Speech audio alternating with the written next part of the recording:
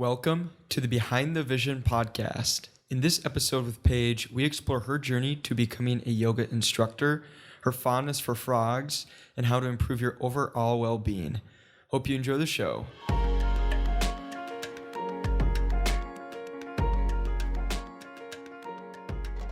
All right, to kick things off, start with a question around comfort zone, because I usually do a deep dive of people's social media and websites, and I saw you had a mention of the comfort zone on your Instagram. And when was the last time you felt comfortable, and what did you do to kill it, so to speak? Yikes. Straight on in. Oof. Yeah. To be completely transparent, I feel like my last relationship was like that. Like super sweet guy, super sweet. We were building so much together, and it was so easy to, consider everything so entangled, and it would have been so easy to stay, and yeah, despite the fact that it was never going to feel like the right time to just break up, it really needed to happen. So yeah, I'm really glad I just didn't get too comfortable in that relationship, because I could see it just, if we would have stayed together, we probably just would have gotten married. And I see a lot of people sometimes just allow themselves to stay in relationships that aren't necessarily it, just for the sake of not wanting to be uncomfortable, not wanting to untangle a lot of the logistics, and not wanting to be alone. So that was like a big one for me, because it just kind of, you gotta kick yourself in the butt and just be like, go if you want to go, you know? I feel like that's really hard to do, is just exit relationships. Like what was that process for you? Like, you don't have to get super in deep if you don't want to, but I guess, like, in what ways did you have anything that maybe helped you leave that? Yeah. For me, it was a coach. So I actually worked with a coach throughout the pandemic, and it was the best decision I ever made. Yeah, I think the main thing was it was a coach that wasn't necessarily going to be covered under insurance, but I really wanted to be working with her. I was like, how do I find the money so I can just work with who I want and someone who's resonating, so that I take it seriously? And then, yeah, I ended up getting this big bonus through like a work sale that was exactly enough to get some sessions. And I was like, okay, that's a sign. So I worked with her, and it just kind of made me realize like different ways in which I was, I don't want to say compensating, but like just showing up in the world differently in order to fall in line with what would be supportive of the relationship versus like what I wanted to be doing. And it's simple things, like we just ate differently. And part of me is like, well, I want to eat meals together. So like, we're going to eat this way because it's maybe cheaper, or this is what we can eat together, or this is what he likes to eat. And now I'm so much more just like, no, this is what I want to do, and I'm going to do it this way. And like, if you want to eat this, you can eat this. If you don't want to, like, I'm not going to change, certain things that I want in my life for myself in order to be more supportive of a relationship, because the right one will align, Yeah, so you feel like you didn't have like a good blend there, maybe? Yeah, or I was just compromising different parts of myself, or things that were important to me, or not going to certain things, and just not seeing it as something I can get out of. It's like, oh, well, if I want to go to that, I should go to that, and I shouldn't let a relationship hold me back from going to it. And if I communicate appropriately and I still feel like I can't go, it's like, oh, that's just tricky. And I see people doing that, Sure. And there's just this freedom you can create within relating if you're coming from the right space, and not constantly not speaking your mind and what's true for you and what you want to be doing, Do you find yourself wanting to get back in a relationship afterwards, or are you pretty like chill about it now? Yeah, I guess It's less of a priority at this point, just because, yeah, it's a really tricky time to be relating with anyone right now. And not that you should hold yourself back from connecting with people, because there's a lot going on in the world. And I feel like a lot of people are probably moving through a lot of healing and processing of trauma right now. And doing that in tandem with someone can be really beautiful, but it's not necessary. So I guess my attachment to it is less. It's not the most important thing to me, which it has been in the past, because that's really safe and comfortable, right?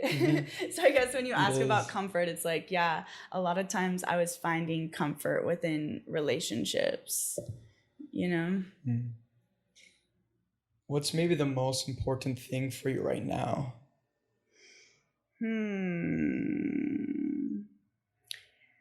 My yoga practice, for sure. Yeah. Why?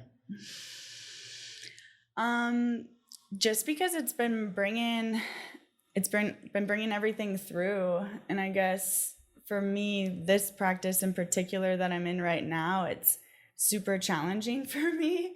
And so, yeah, it's just a little ass kicker. Like, can I swear? Yeah, you're good. Yeah, okay. So it's like a little ass kicker, and it humbles me every single time. And it's really fascinating, because there's days when I feel so good and I think I'm going to have this rockin' practice, and it just kicks my butt. And then there's days I'm so tired, beat, maybe been out and doing too much, and I get there and somehow it's intensely powerful and a whole different experience. And so I like that it's keeping me on my toes. And also, just with it being a hot practice, if you're dehydrated, if you're not sleeping, if you're not eating right, like, it's just not gonna feel that good. So for me, it keeps me honest too. I'm like, yo, girl, go to bed, drink your water, eat right, whatever that looks like for you. And yeah, get in there and see if how good you can feel. Yeah. Do you train yoga every day? Nah. Oh. Not every day. That practice, I'm shooting for like 3 times a week, but it's like a hot 90, so it's long. I'd love to do it every day. But sustainability wise, I'm curious, because with sauna too, I'm in the sauna all the time. So I'm just sweating. I'm sweating so much. Yeah.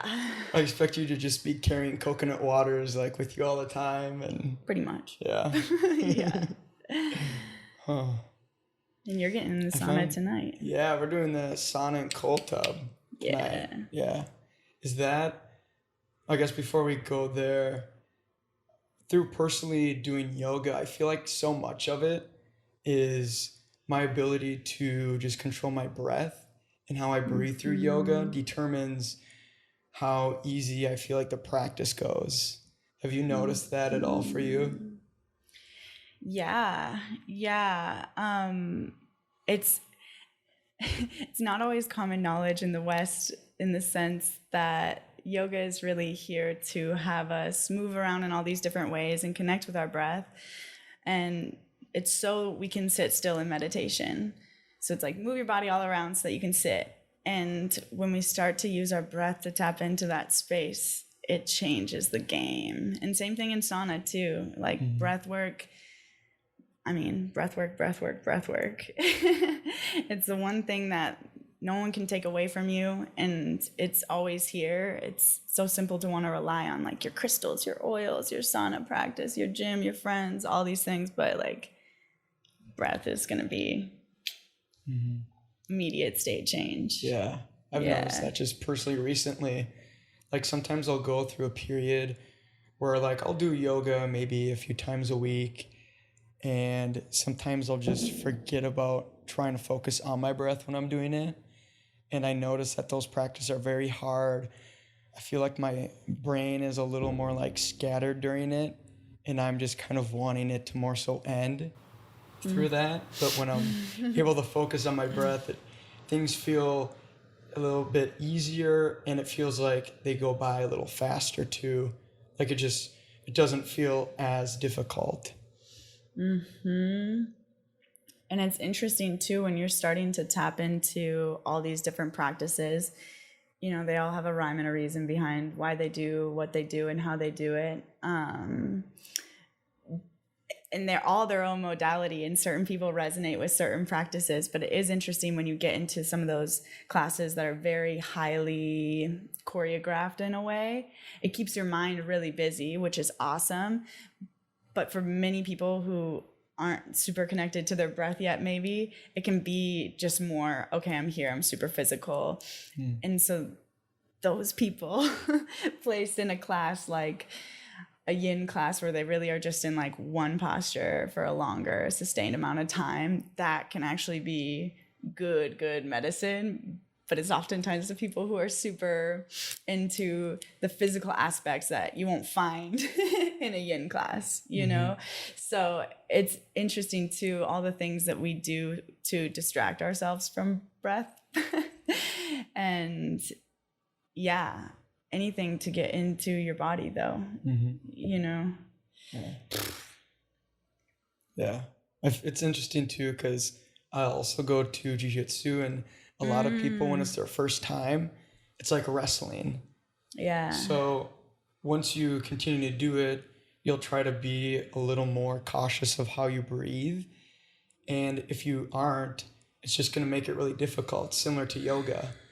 Things become much more challenging, and you with your movements kind of can get sloppy, and you just get tired very fast.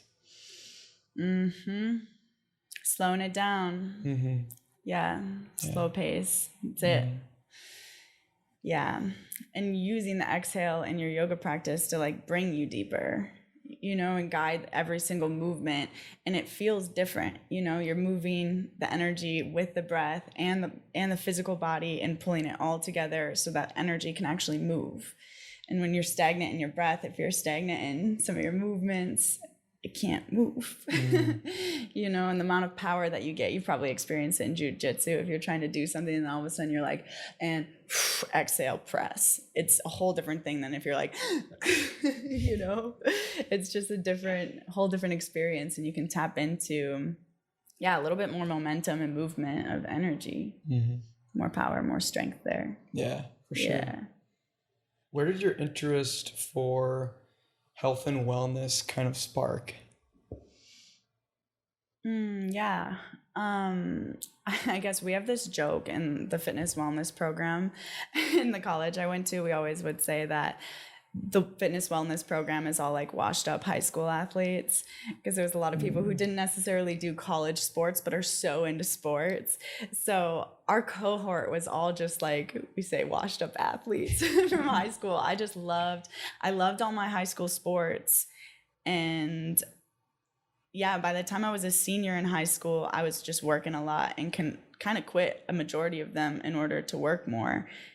And I continued with a running practice on my own and lifting and stuff. But when I got into college and was going to choose a major, that existed, and it's perfect. It was right on point. So I actually chose my major and never changed it.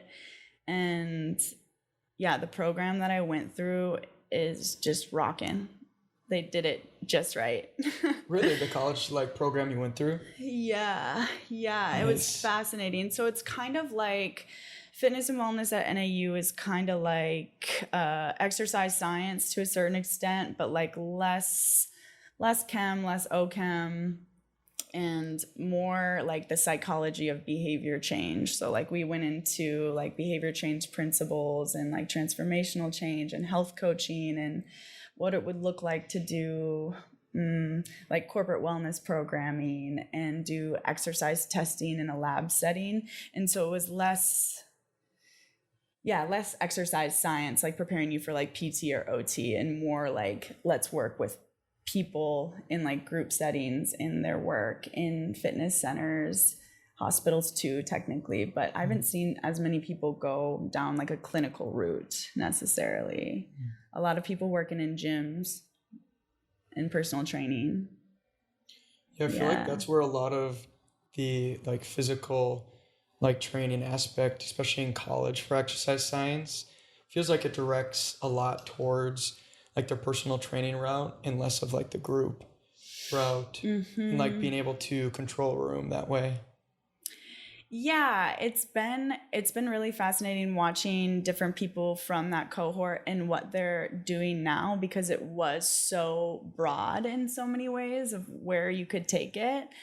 Uh, Everyone's been really successful, and I mean, they're doing amazing things, but it really is just like wellness to the people. And I feel like it was more like community based work. Yeah, no complaints. Picked a good program. Nice. Yeah. So you completed college then?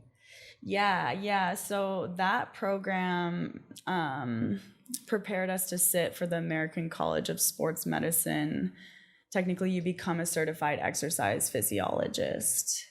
And that's nice for people who are like, if you're listening and you're looking into getting into any kind of like health and wellness field, it's nice to have some of those certs like American College of Sports Medicine or NASM, where you have to have a 4-year undergrad to sit for the test, because it just looks a little bit better to employers than having something like an ACE where you can just kind of take the test, just a little bit more, I guess, qualified in a sense. What does the test consist of? Just all over the place? It's kind of all over the place. It's super broad. It's been so long since I took the test. I honestly need to do a recertification now because my cert's going to be up, because it's been 4 years now. It's so hard for me to even go there anymore, honestly. It's a lot, guys. Yeah. You have to broad. re-study for it before you take it again? Yeah, if you're supposed to be doing continuing education credits, and if you don't do that within the time frame, which I'm going to bust myself on air, I didn't do in time, you do have to sit for the test again. So it's CECs or recertifying. So I'll tell you what it's about when I dive back into the material again, but it's full spectrum. Really just working with exercise program design, I guess, was mostly the emphasis. If you were to make up like people's programming to have it taper differently, or for building and strengthening, and like what kind of sets and reps you'd want, how you would progress load, and do it in a healthy way that's sustainable, is the main focus. Without steroids. Right. Yeah. That was fascinating going to school, and this was in Arizona, because there was a higher emphasis on doing like shows and physique shows and like just like all these bodybuilding things that I was never exposed to here. And I know it exists in Minneapolis, but I wasn't exposed to it. And so being there and having friends in this program that were like highly involved in doing shows, it's like, wow, this is a whole nother world. Stuff's crazy. Like, sometimes people choose to do, steroids or performance enhancing drugs with it. And just the way their bodies look for like the show is insane. And like the prep they have to do, both food wise, like diet wise, and also training. It's fascinating because, people want to go there and we can go there. So there's going to be people who go there, right? But it's interesting because it's not an embodiment of health to me. It's hard to look at it sometimes. Like, I know that they work so hard to get there, but then I'm also like, oh my goodness, like she's dehydrated and malnourished. Like, and we're like rooting her on for looking so good and being like what many maybe would argue is like the embodiment of health. And I mean, that's kind of, the wellness industry in general. It's like a looks thing sometimes, and you can't always look at someone and know they're healthy. So that's a tricky world. That's really true. Yeah, like it's pretty rare that people are going to be ripped all the time. Like, it's just hard to achieve that, and most healthy weights they're not like shredded like a show. Because you have to cut so many calories, and your diet's way different. And a lot of people, just through content I've watched, people that have done different bodybuilding shows, their mental health kind of goes along with their weight in that way, where it just becomes very challenging for them. Yeah, I mean, if you want to go there too. I'm like, it's an interesting discussion that people aren't necessarily having in the wellness sphere regarding like the mental health aspects of some of these more extreme avenues.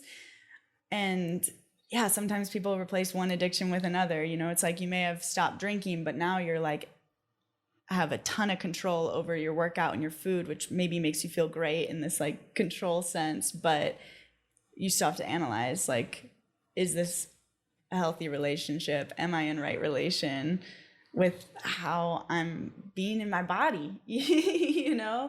So, I mean, to each their own, obviously, but it is fascinating, you know, what we praise in wellness and what we, you know, poo-poo. Mm-hmm. Yeah. So I take it you'd never do like a bodybuilding show? Yo, I need to do some more research. Like, I'd be curious if there's one that I could do and feel integrity in. Like, I'd be curious to know if I could do it in a way that feels healthy to me, because I could see myself getting into like this like unhealthy relating with food and exercise and time, I suppose.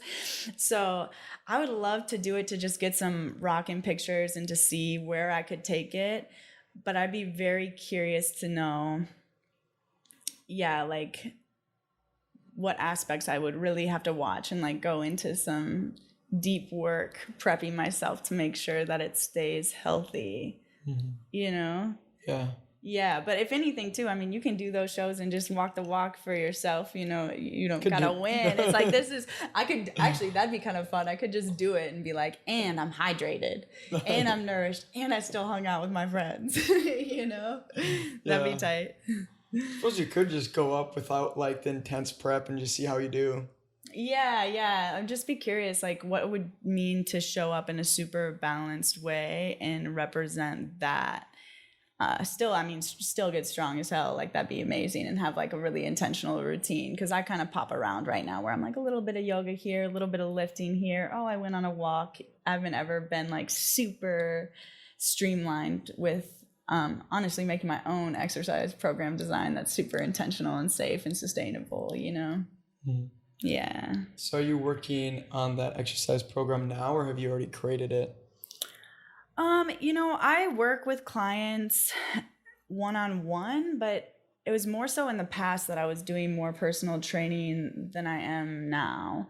I make everyone their own plan based off their goals. And yeah, I allow myself to be pretty free-floating because that's just what I found works best for me. Just to do what sounds fun in the moment, as long as I'm moving. But that's too because I'm kind of retracing steps of feeling like unhealthy relating with nutrition and exercise. And so for me, it's like, okay, how am I nourishing? How am I moving? And that's like my most important thing. And so I just go there. But if people are like looking for, you know, a plan, because some people, they just want to be told what to do. They really do. And that works for a lot of people, or just to have a plan to follow. Everyone's different as far as like how they want to track. And for some people, like, tracking is actually the part that starts to make it a little like unhealthy, you know? Yeah, I ran into that when I was in like college, where I was tracking my food.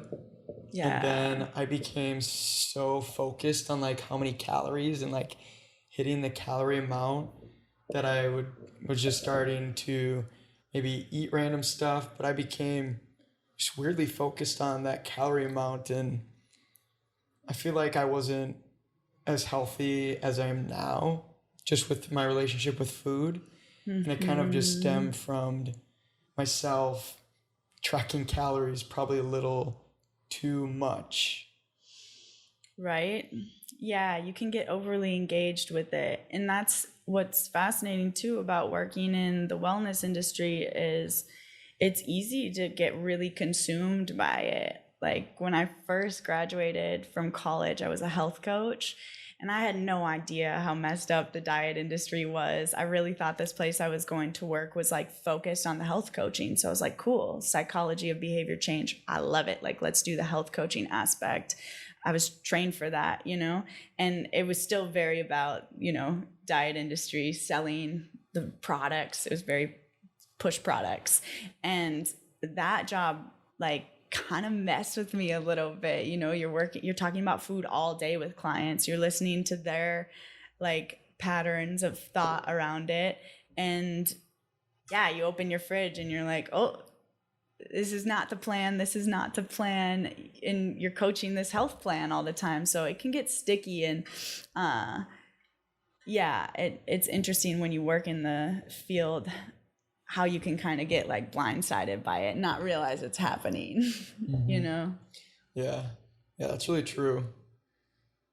Yeah, I mean, I would see like a pan of bars and I would want to eat them all.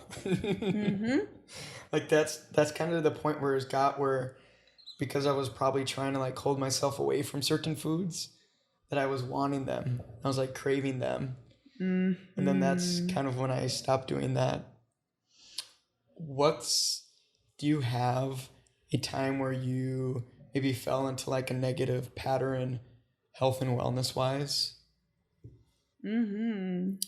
Yeah. I guess honestly, always kind of sorting through my relationship with anything, you know, like with how I relate to exercise, how I relate to food and other people and my work and all that I do. Like, I'm looking to be in right relation and feel healthy in the way that I'm engaging. I'd say with exercise and nourishment,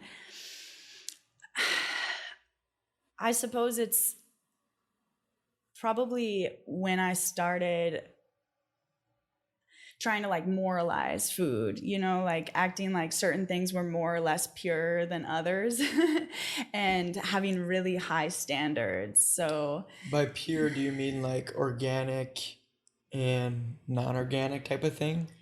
yeah, just acting like, you know, good food, bad food, or like if I were, you know, almost like if I were more spiritual, I'd eat this way, and like acting like that is like more pure and you're more moral. Like, you're not more spiritual than another person if you do or don't eat hot Cheetos. Like everything in moderation, even moderation. And just, yeah, I think I got like really on a tip where I wanted to be super clean. And that just wasn't realistic. And so then I'd get a little bit more shameful. And yeah, I think getting back to a place where it's like, yeah, eat some bread, eat some dessert, eat the things that you want to eat in moderation. Like, be honest with yourself. Like, ask yourself, like, does my body want this right now? And even just doing that makes a huge difference. But yeah, I'm like not like labeling anything as like good or bad anymore. I'm just kind of letting things be. And by nature, I feel like I'm gravitating towards things that are good for me because I love myself, not because I'm like, you can eat this or you can't eat that, or this is good or this is bad. I'm like, oh, like, what does my body need and what sounds nourishing? And yeah, just trying to be really, really clear about like what messages are coming through in my brain and like what I'm allowing to stay. So yeah, I'd say as far as, I forget exactly how you worded the question, but yeah, a time when it got worse was just when I was like trying to moralize it and make certain foods out to be good or bad. Now it's just like add more healthy foods. Like, you don't need to always be like subtracting or labeling things. Like, there's this duality, you know? And especially when you eat clean foods and you do it for a while, you almost don't really want to eat foods that you know don't make you feel good. So like for me, I'm not super great with ice cream, and like as long as, I mean, I just try not to have ice cream that much because I know it just doesn't make me feel that great. Yeah. Yeah, it's interesting. Because your body does start to sit with food differently too. Like, as you start to eat healthier, your taste buds do change and your cravings change. Or if you're working with different, you know, if you're going into ketosis, like your cravings change. You don't want the same things. So it's interesting too, like what a little bit of momentum will do too, just to shift what actually sounds good. And again, your intention behind it. Yeah, sugar is really interesting too. Like, do you eat candy much or sugar? Oh, yeah. I try and I try and put like honey in my coffee and like use like natural sugars more so, but I love all foods, ice cream, pastries. I used to work at this coffee shop and we'd make pastries all day. So I'm a dessert fiend, but also I'm like, we're here to experience life in all of its forms. So again, not one thing good nor bad. All in moderation. I love dessert and sugar too. It's interesting though. I feel like if you put yourself off of just like artificial sugar for a while, you just start to crave that less. Because I feel like when you have artificial sugar specifically for some time, like you have this almost desire to, I guess, desserts as well. You always like want to have them. And then when you like cut that off for a bit, your body just doesn't feel like it needs to have like dessert or sugar for a while. It's like a good spot to get into. It's also, fun to have dessert and stuff every once in a while, but it's like a good spot when your body doesn't feel like it needs that anymore. You feel a little more clean that way. Yeah, and less inflamed for sure. One thing I've been trying to be super aware of too is everybody's been putting like artificial sweeteners and everything. It's like you look at a lot of stuff too that's like really marketed towards being for people who are health conscious, and then you'll look at the label and you'll be like, damn it has artificial sweeteners. And I'm like trying to avoid that. Like I'd rather just like, if I'm gonna have sugar, give my body sugar and give it something it recognizes. And then too, like a lot of people aren't talking about like artificial sweeteners impact on your gut health. And so then when there's a little bit sneaking into everything, it's like, ooh, like I do not want that touching my gut. No. But then you'll see it. I mean, it's everywhere. Yeah. It's pretty crazy just how like the food industry has changed a lot to artificial sugars and like lots of different oils and products. You wonder where things will go from here. Like if people will start to realize that these things are bad for you, but they're in so many foods that we eat, or it'll just continue on a path and get worse. Do you have any thoughts on that? Yeah. Yeah.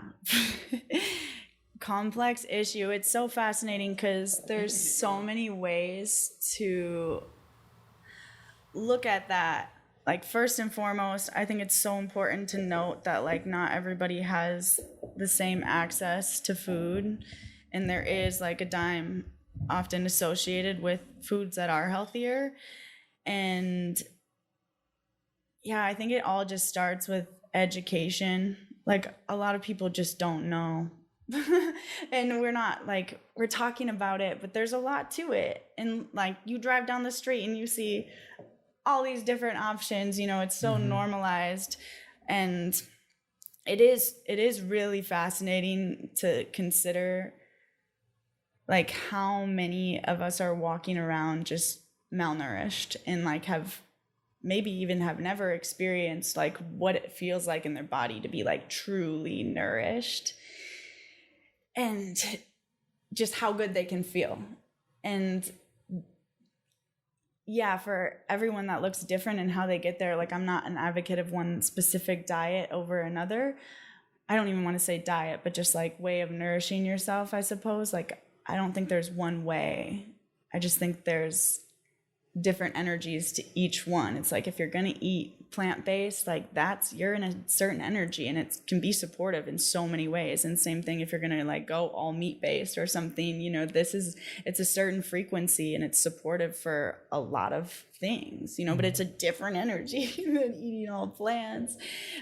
So yeah, I mean, I think I see health and wellness becoming more and more of a priority post-COVID. I feel like people are getting it. They want to do better for themselves. A lot of people tapped into new practices that they're found support them during that time. And I think it'll really just come down to educating people. But I think it's complicated too, you know, like even reading a nutrition label. And we're so used to eating, you know, what did your parents make, you know, cooking the same recipes. What'd you eat growing up? What do you love, you know? So yeah, I need to do a little bit better too. I want to like put more stuff out on my Instagram just with like basic stuff, you know, because it's fun. I think it's fascinating. You do too. I know you do. What part of the Instagram do you really like? What part of the content creation do you really enjoy?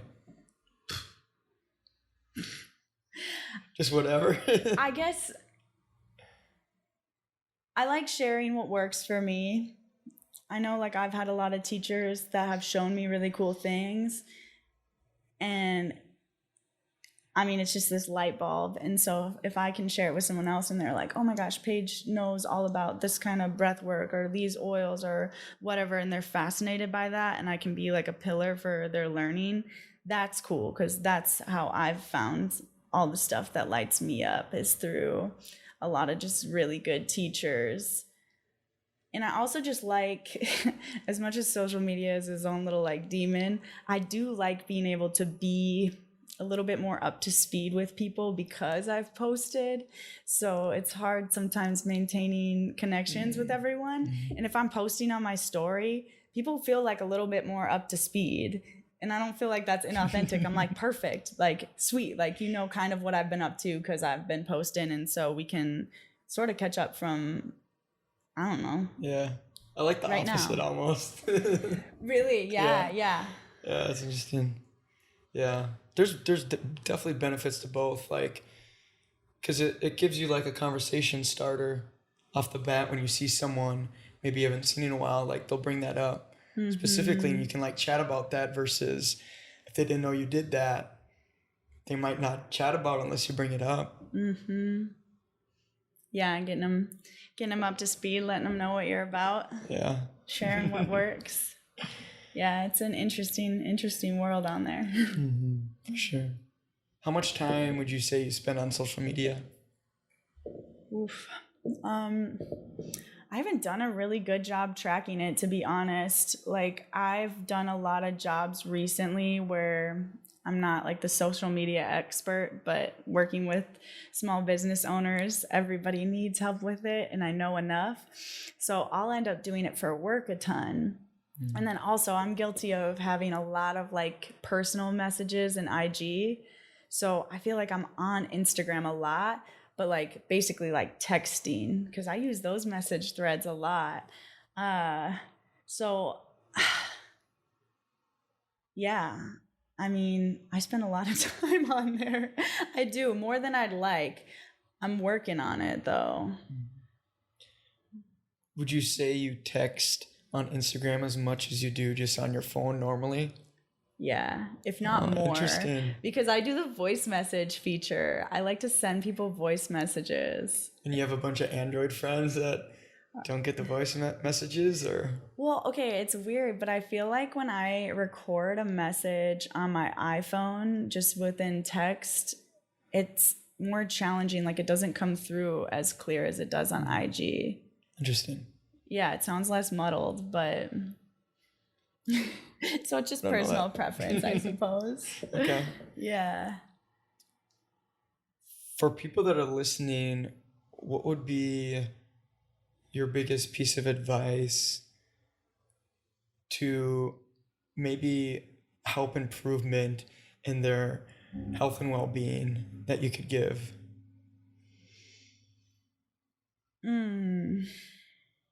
Yeah. I mean, self-compassion first and foremost. I think we have like a lot of really intense standards around wellness in the West. It's, you know, just like we're profiting off everything. Like, people are profiting off wellness. And so, you know, like, the clothes you think you got to be wearing, the type of gym you want to be at, like what kind of supplements. Like a lot of it comes with a dime sometimes, but it doesn't have to be like that. And so just really getting back to a space of like trying to strip away all like the cultural, societal, all the products and stuff. yeah, and really get back to like, how do I want to nourish my body? How do I want to move? And like, what actually am I doing because I love myself, not because I hate myself? And I'm trying to be like more or enough or like that thing. And just really coming from a space of love. There was this one guy, speaking of exercise program design, I don't remember his name, but he did all of his exercise programming around what he wanted to be able to do later on in his life. So say he's like, I can't remember, maybe he was like 50, but he's like, by the time I'm 60, I want to be able to like, I like to swim laps, so I want to be able to like press myself out of a pool, or I want to be able to raise my grandchild overhead. And so he made his whole exercise plan around the just like different functional lifestyle things he wanted to be doing. And even coming from that lens, like provides a whole different launch pad into achieving your goals, because you know exactly why you're doing it, and you're doing it for an authentic reason of like wanting to experience life. Yeah, I love that way. Yeah. Yeah. It's very like outcome orientated. Like he was doing it for a reason, almost other than himself. He was doing it for maybe his like kids, or I guess swimming in the pool is a little different, but yeah, it's a cool way to like go about it. Yeah, so I'd really think about just like, what do you love to do, you know, and how do you want to move, and how do you want to nourish, not just how good do you want to look. Yeah. Signing up for pro shows and stuff. Yeah, it's really easy to get lost in the sauce of like, why am I doing this? You know, when everybody's just trying to look good. And like the thing is, it's like we get praised for it, so it's, I mean, you can see where people are coming from. It's kind of like a Western world survival mechanism to be like a badass in that way, but you'll still do it if you're coming from a space of love. If not, it'll be more sustainable. You know. Yeah, it's really interesting, just Western culture, how you feel like you need a product for everything, like a solve for everything, and how much you don't need almost anything really. Like you don't need a gym to go to, you don't need supplements, you need food. But other than that, you don't need like special clothing. Like you could do all of your workouts just in your home with nothing. You could do yoga, you could do push-ups, squats. Like the Western culture is so interesting, how there's like products and needs for everything, and gotta have this and gotta have that. Yeah, or just needing one more thing in order to feel like you really got there, that you could, you know? Yeah, stripping all that away. Yeah. Although I will, not that you need supplements, but it is interesting when we're talking about like the food crisis. Supplements are becoming more and more necessary, I feel, just with like farming practices and all of that. Not that you need them, but I think a lot of people would really benefit from some, you know. Yeah, supplements for sure. Like if you're eating a certain way and maybe you're not getting something from that, you should definitely supplement with it. I mean, even in Minnesota here, it's beneficial for us to supplement with, what is it, vitamin B12, because we don't get so much sunlight. So it's good for us to supplement with that because we don't see the sun that much in the winter.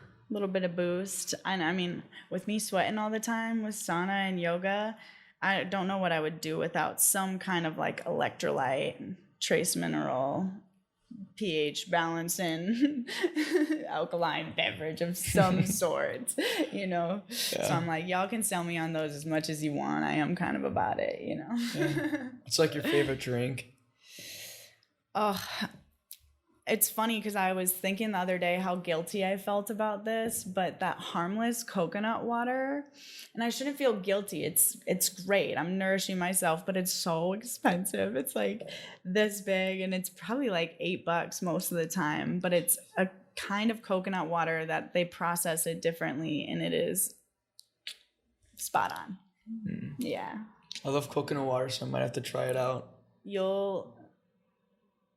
It's a big difference. Okay. It's a big difference. Might just have to buy it when it's on like a sale though. Yeah, it's so expensive. And that's why I was like holding it the other day. I was like, oh, it's like my guilty pleasure. And I was like, I shouldn't feel guilty about this, but I do when it's $8. Yeah. But sometimes it hits just right and it's worth every penny. Mm-hmm. Yeah. Sometimes I just wish I had a coconut tree in the backyard that I could just go get coconuts from. It'd be awesome. My buddy was telling me the other day about this brand where they did cactus water instead of coconut water, and he said he's gonna bring me some to try, so I'm excited. I was like, okay, we'll see what this is about. Yeah. What kind of taste would a cactus have? Good question. I feel like it'd be like a vegetable-y water taste kind of. Yeah. It's funny, I did a wachuma ceremony, which is like cactus medicine. And so I have that taste in my mouth, but we're in ceremony and it does not taste good at all. So it's one of those things where you're just like, okay, well, this is the medicine, so I'm going to like get it down, but it's rough. And what was that called? Wachuma. Chuma, okay. Yeah. So like, yeah, cactus medicine, it's like grandfather medicine, whereas like ayahuasca would be like grandmother in essence. Yeah. Interesting. I didn't know that. So is it from a cactus? Mm-hmm. Yeah. And, I shouldn't speak to it too much because I don't want to say the wrong thing, like which cactus or where it's from. And honestly, I should be able to know that if I went into ceremony, but sometimes steps are skipped. So this is a good reminder to look that back up. But yeah, it was an incredible experience. But when I think about cactus, I'm like, woof. Yeah. I've never heard of that type of experience. I've heard of ayahuasca, but never of this one. Yeah.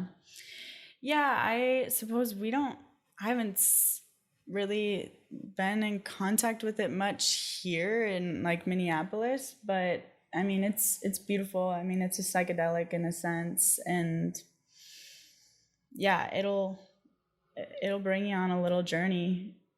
I'd say less intense though than ayahuasca in a lot of ways. And I almost don't even want to compare them, but it is one of those things where if you took it, you could sit there and like twiddle your thumbs, and you wouldn't even know what hit you, or you could like go there. And so it's interesting. People have a very large spectrum of like what they experience when they engage with that versus like ayahuasca. It definitely hits you. Yeah, it comes on everyone pretty strong, Yeah. Yeah. So is that experience then your ability to like go into it and release yourself into it, or could you just not go into that experience and you could just sit there and twiddle your thumbs? Yeah. The man that I was in ceremony with like a group of people, they kind of described it as, it's grandfather medicine. He's there, he's at the gate. Like, are you going to like go meet him there? Or are you going to sit there and twiddle your thumbs? So it's like, kind of like you have to meet him there and like, really allow yourself to release and let go and go into that experience. But I just draw that comparison in the sense that you don't hear anyone coming out of an ayahuasca ceremony being like, oh, it didn't really hit me, So it's different in nature in that sense, and how subtle it can be and how it works with everyone so differently. Every medicine does in that sense, but this one can be super soft, despite how masculine of an energy it does have, Yeah. Have you done ayahuasca before? No, I haven't. Yeah. Is that of interest for you? Kind of. I feel like, yeah, I was in Colorado for a moment living on some land where they had been doing some ayahuasca ceremonies. And so it was very in my field, and a lot of people in my community are engaging in that way. And yeah, the coach I worked with when I went through my big breakup, she runs an ayahuasca retreat center in Peru. And so at one point I was thinking about going out to a women's retreat out there. But I was thinking in my head, like, I don't know if I'm ready for Aya yet. And yeah, when she ended up launching the Rewild retreat, she was actually like, we're not going to do ayahuasca, we're going to do Wachuma. And so it was fascinating because I was really about to go to that retreat, and I was like, sweet, like that's so on point, because I wasn't going to go if they were doing Aya, because I wasn't in the space to be there. And yeah, it turns out that retreat got canceled because of a variety of reasons. But yeah, there's been like a few like opportunities, and I've just really been like, I'm gonna wait for like full call, like no debate, you know. And I know that time will probably come, but we'll Probably see. something you just have to feel out, right? Yeah, and if I were to do it too, like I really want to like go, like I don't want to do ayahuasca in Colorado. You know, like I'd rather like go to the jungle. Okay. Yeah. I mean, if you go up to Colorado, if you were to do it in Colorado, I feel like you need to be in like the top of the mountain or in the mountains or something. Yeah. It'd be cool. Yeah. When I was on Wachuma, I watched like a whole storm come over the mountain from like this peak, and it was phenomenal. But that's why I'm saying like subtle. When I was there, I kind of just took in the landscape and felt a little bit more playful and energy, but it was super soft and just pretty. Yeah. Nice. Brought a crystal today. Would you like to share it? Would you like to share a little bit? Dude, I just brought About this it? one. This is my roommate Maria's. I think it's rhodonite, but that's really all I can tell you, honestly. I just like to have something to putz with. Yeah. Crystals are like my, what do you call those? Fidget. Oh, fidget spinners? Yeah, I'm like, a crystal is like my fidget toy. I just need something to like grasp. Could be a business idea, crystal fidget spinner. For real. Yeah. Yeah. Next stop. Yeah, she has ones that are shaped like this, and it was funny because I was saying that for Halloween I should be like a cute little unicorn and make myself like a crystal like crown with like a horn. Yeah. Yeah. That'd be funny. It'd be kind of cool too. Oh yeah. Yeah. Yeah. No crystals in here. No. Little not many minimalist. crystals. I have 3 plants though. Yeah. So you have done your 200 hours of yoga training. What was that like for you to go through that experience? Because it's a lot of hours for sure. Yeah.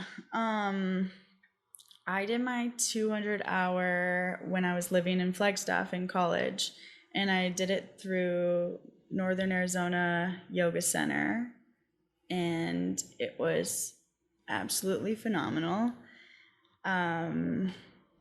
Yeah, as far as what it was like, I think what was really cool was just the group of people.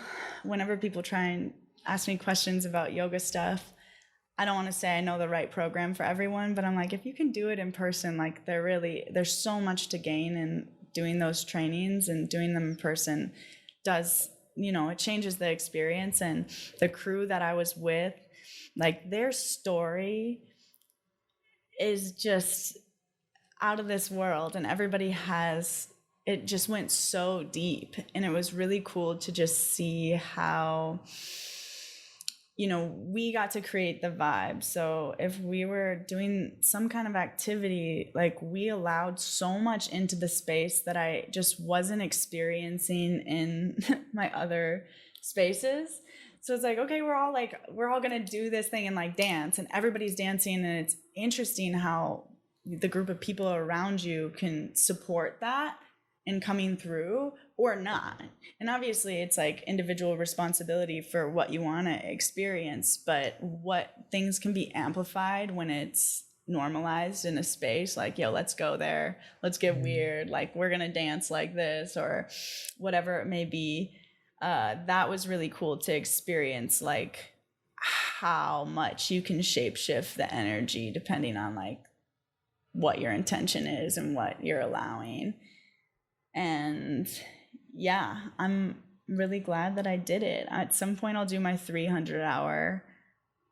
Again, if anyone's listening and they're looking into doing yoga, the industry's changing a lot because it's so saturated. And so having like a 200-hour right now, like doesn't really, like, it's good, you can teach, but a lot of people are starting to look for 500 more and more. So that's changing a little bit. So I'm looking into programs for that right now. And then I did a trauma-informed yoga teacher training, which was like phenomenal. And yeah, that one was eye-opening to all the ways in which I myself and things I experience are not trauma-informed in wellness at all. So that's brought like a whole new, I just got a radar for it now. Yeah.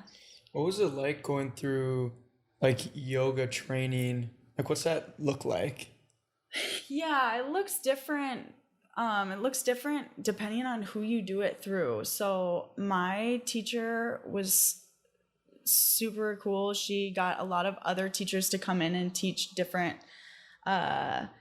practices that maybe she wasn't the most educated on. So she like pulled someone else in to talk about like anatomy and physiology. And we really did get into a lot of just like body mechanics, speaking to like the ethics of yoga, learning how to just like teach the basics and what's safe.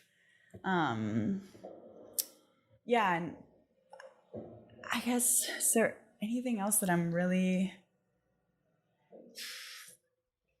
certain? So if you were to go to like a core power, they're really going to be, let's teach you how to do these sequences. You're going to learn how to teach. You're going to learn how to project. It's very teaching based, versus certain schools of yoga are a little bit more like mystery schools and of the philosophical, the philosophy and history of yoga, and like more so into like honoring the lineage. And so I will say, as much as I love my yoga teacher training, I don't think it prepared me to teach very well. Like if I would have gone to core power, I probably would have been a very strong teacher. And I feel like my teacher training prepared me in all the other ways. And then I kind of had to get out and learn how to like really find my voice as a teacher and sequence a little bit more like on my own. Not that we didn't do it, but it wasn't the focus in the same way that like finding yourself was, honestly. Yeah. I mean, that kind of makes sense too, I guess. Like you learn maybe more of like yoga itself, but maybe not so much of like the teaching aspect. And that's what maybe core power is better at, because their business is around like teaching yoga. Yeah, this was a little bit more like, yoga philosophy and honoring different schools of yoga. We practiced a ton. And then we just had a lot of really interesting, interesting practices that we went through. Like we did like a whole day of silence, which was an experience. And lots of tears. You definitely cry a lot. And my teaching style has changed so much. I wish I would have recorded my first class, honestly, like really badly. If I could see that now, I'd probably cry. What was the one day of full silence like? Oh my gosh. rough because I was dating this guy in college and we'd always break up. We were a shit show and we'd always break up. And there was this one night I was like, I just got to be done. And then I woke up and we were supposed to, she was like, just wake up and be quiet. Come to, like, we're doing full day of silence. She's like, just don't even talk before you get here. And so, yeah, we broke up the night before and I woke up and I was like, I can't talk. Can't take it back. And it just felt like this like thing. And yeah, I just went through this interesting zone of comparing trauma, I suppose, because I was aware of everyone's story in my yoga teacher training, and I was going through hell with this breakup, and I was acting like this girl lost her baby, and I'm like crying because I'm going through a breakup and trying to like compare them. And obviously it's all relative, you know, everybody's own experiences has its own intensity, you know, so they can't be compared. But I was going through it in that room, just feeling like, I guess, shameful that I was struggling so much. And because I was comparing traumas, so don't do that. But then we had to do this exercise where we did soul gazing. So it was like this circle of people kind of flipped in on itself. And then you would like look people in the eyes and just do eye contact. And I was so broken. I was like, I cannot look anybody in the eyes right now. I'm just gonna bawl. Like, how often when we're going through it do we just like eyes down, no connection with others? And that was a moment where I was forced to look people in the eyes. And then it was like women that were older than me, like women that were my same age. But then also we had some older men in the training. And that was the first time I ever looked like an older man in the eyes. And I was like, oh, wow. Like, I've never done you know, especially with an older man I felt comfortable with too. I was like, wow, that's an experience. So that day was just highly, highly emotional. I was like, don't look at me. But I had to. Yeah. So you couldn't say anything that whole day, and you didn't? No, I didn't. I remember too, my tendency, and this is so silly, like my people-pleasing tendency to feel like a bitch when somebody on the street was like trying to talk to me and I like didn't acknowledge them, or the first practice of the morning at the yoga studio was open to the public too. So the girl in the bathroom was like, good morning. And I was like, you know, like, and I just remember in my head being like, it just makes me feel like I'm bitchy.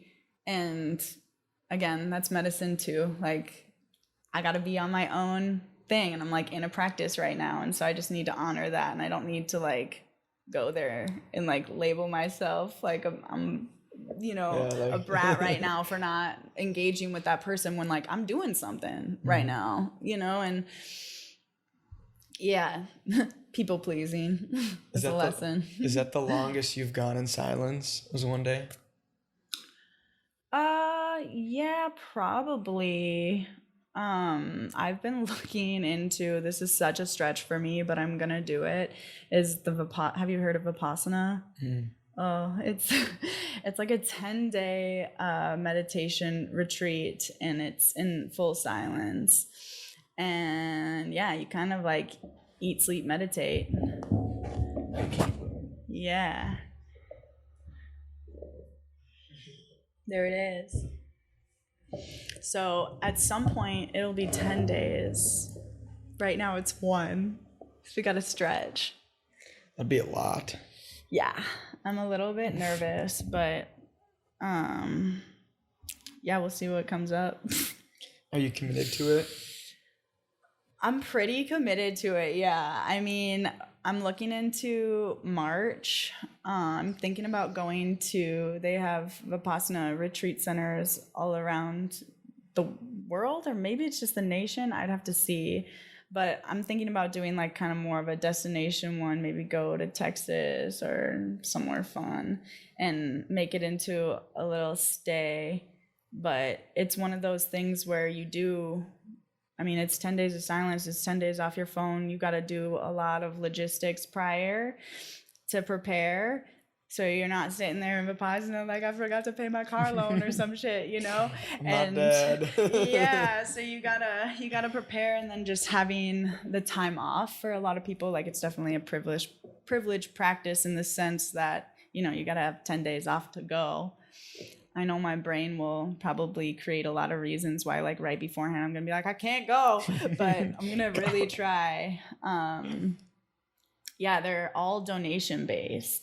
So that's cool. And volunteers work it, and got quite a few people in my life who have sat, and it's a big deal kind of thing.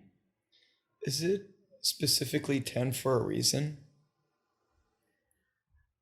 That's a good question. I'm not positive on like all what they would say. I know like some people would probably be like, yo, just give me a weekend long retreat and that's already like enough. But I know one thing is that giving you 10 days to really like, it takes you multiple days to even get to a space where you can really go there. And so, yeah, they would argue like anything less isn't going to be enough to like really get there. So they're like, you don't like 10 days, come on, like sit with yourself in silence for 10 days. Like so many people can't say that they've done that. And if you do, like what comes through when you can sort through that much and be in stillness, it's, you know, John, right? Do you know John from Stokeyard? Yeah. Yeah. John's done a Vipassana. Oh. Yeah. How was his experience with it? It's funny because the first thing he said was like, oh, my back, like, because you're sitting, like, you know, you're sitting in meditation. Mm-hmm. And of course my brain always goes to like the muscle like atrophy that you go through, just, you know, not moving too much for 10 days, you know. You walk and stuff, you can go outside and walk, but besides that, like, you're not practicing yoga, you're maybe light stretching, if anything. Could you walk half the time and sit half the time, or do you have to sit most of the time? There's a schedule. It's kind of like, I have to look at it again more in depth, but it's basically like eat, meditate. There's some different like educational things that you kind of learn throughout that are more like classwork versus like meditation. But yeah, like afternoon breaks where you could rest or go on a walk, but it's pretty much meditate. It's deep. That'd be cool. I'd be interested in doing that in the future. Yeah, I mean, you should talk to John about it tonight. Yeah, talk to John about it, because yeah, I mean, he said his back hurt, but he also had a lot of amazing things come through. And yeah, there's nothing more pure than just like sitting still and breathing. So hopefully, we'll see. Maybe I'm traumatized, or maybe I have a rebirth. We'll see what happens. I have no idea. And you know, like, you don't have to stay, you can leave. I'm going to refuse to leave, but I know on day 4, I'm going to be like, what the hell am I doing here? Yeah. We'll do another podcast afterwards. Yeah. See if you've changed at all, or... Oh yeah. Hopefully more articulate. Well, I wanted to ask you about the frogs, because I was going through your Instagram and you just have a ton of frogs. I'm like, where does Paige's interest from frogs come? Dude, it's so random. I found this frog meme page one day and I was going through it. I was probably a little stoned too. I was like going through it and I was giggling so hard. I was like, these are so funny. And then I started posting some of them. And then, yeah, that's kind of how I started using social media for good, is I would like find some funny frog memes, and then the algorithm found me and they'd start shooting me funny frog memes. And then when I kept on posting them, everybody knew that I thought they were funny. And so then people started sending me funny ones. So I have like DMs all the time of funny ones from my friends, and it just became this thing. And now I see frogs everywhere. like literally Like live frogs, real frogs. both. I mean, like a lot of like, I don't know, like cartoon frogs like in gardens, or like it's so random. It'll be like some sticker, some statue, like it's in like, everywhere. And it's just a good reminder to me where it's like you'll see what you're looking for. And so as I started to look for frogs, I'm like, damn, there are frogs everywhere. Like, it's insane. And people too, like the gal who owned the coffee shop I used to work at, she found this little frog thing and she'll give it to me. And like, it just became my thing. And I'm kind of owning it now because it's life-giving. It's funny. It's really true though. Like if you're start seeing frogs in your Instagram, and then if you focus on frogs, they'll start showing up in your life. Dude, now on my stories too, it's like I'll post memes and stuff, but a lot of times I'm posting random frogs that I'm finding seriously, start looking for them. Everyone has a frog in their yard. I'm not kidding. Frog statues everywhere. Little reminders of good. Might be a frog in my plant over there. Well, if I look hard enough. Yeah. So there's a story there sort of, but just I decided to like them and look for them. Yeah. Nothing wrong with that. Yeah. Yeah. Sweet. Oh, last thing, the sauna and the cold tub. What should I be expecting tonight? I don't know. Maybe like the process that you put people through, but is it like sauna, cold tub? Yeah, because you went in the sauna, but it was at the dock, right? Yeah, and it was more for like a shoot, so it was kind of chill. But I guess like what can people expect? Yeah, so what Stockyard is doing is they're really creating community, and it's a guided experience. And so, you can go to a Lifetime in sauna, you can go to any sauna and sit, but this is really intended to be community and you have a guide. And so we do it where there's 3 rounds. You'll get in the sauna for like 10 to 12 minutes, go out on the deck, like cool off, get in the cold plunge if you want. You don't have to. It's nice though. I mean, you'll probably want to. I'll be in there. Yeah, and then just like chill on the deck, and then there's a hot tub up there too. And then we do that 3 times. I'd say most people guiding are getting the room a little bit hotter each round. And then when we're in the sauna, we're doing like guided meditation, breath work. We're bringing in oils, and a lot of my practices are different, like energy work practices. So almost like just doing Reiki on yourself, like clearing through the bottoms of your feet, inhaling, through the top of your head, and really like guiding energy to just move it and transform it. And it's pretty neat. People are having a really good time, and we have a lot of people who have been making it more of like a routine practice. Like they come to sauna on a weekly basis, and yeah, a lot of the elements just speak for themselves too. So I'm trying to talk less. Yeah. Yeah. No, that's cool. Like I'm pumped for it because I love the sauna and cold tub. And it makes you feel really good afterwards, very clear. Yeah, people have such good experiences in the sauna. It's really fun to see like what's shifting, and I like that it's working in like such a physical aspect of wellness. There's so many barriers, to yoga and lifting and working out and all the movement stuff. But with the sauna, it seems very accessible in the sense of like, come in, sit, breathe, leave whenever you want. You don't have to stay the full round in the sauna if you're getting too hot, and you can start to like work that muscle and find a new threshold.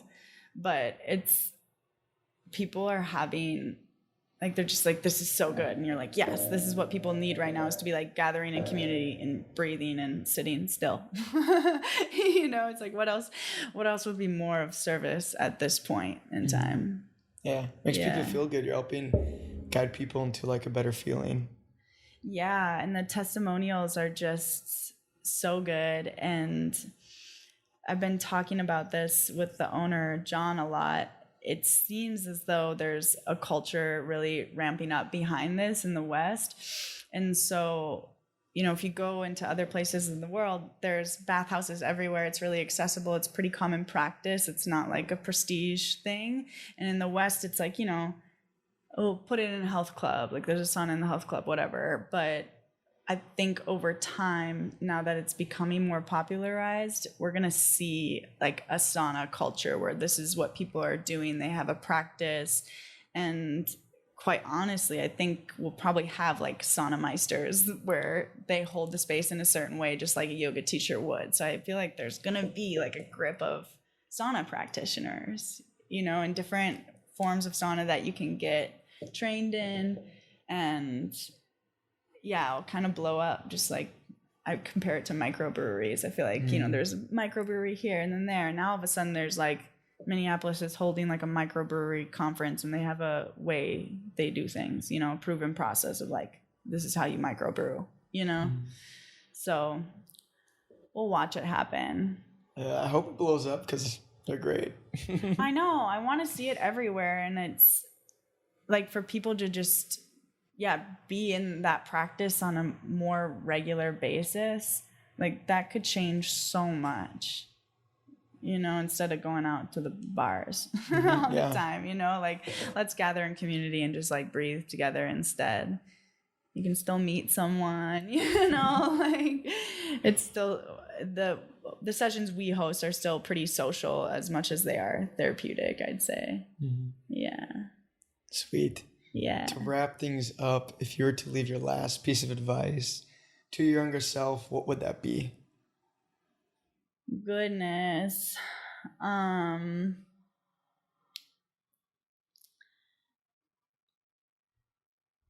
Yeah, I guess just trust the pace of your process. Like true growth isn't necessarily like at a specific pace. And so, I think it's one of those things where, you look back a year from now or a year back ago and where you were at and what you have now. And, all the things that you have that you used to dream about in so many aspects, and just trying to get a little bit more acceptance for the pace, knowing that it's exactly enough as it is. And you're doing enough. The pace is just right. Yeah. Sweet. Paige, it's been a pleasure chatting with you. Love your energy. Doretti sent a message, and it wasn't really a question. She just was like, I love Paige. Wait, she just sent you that? She sent it when I posted for people to input questions. Oh, cute. But that's what Doretti said, and I'm just echoing that. So thank you, Paige. Appreciate it. Yeah, I was trying to get her on the session tonight too, but we'll see. Sweet. Yeah, thank you for having me. Thank you for tuning into the podcast with Paige. If you enjoyed it, please send us a DM on Instagram at BehindTheVisionPod or ever_north, or leave us a review, as we love to receive your feedback on the show. If you want to stay up to date on new podcasts and collection drops from Evernorth, check out evernorthco.com. Thanks again for listening and hope you have an amazing day.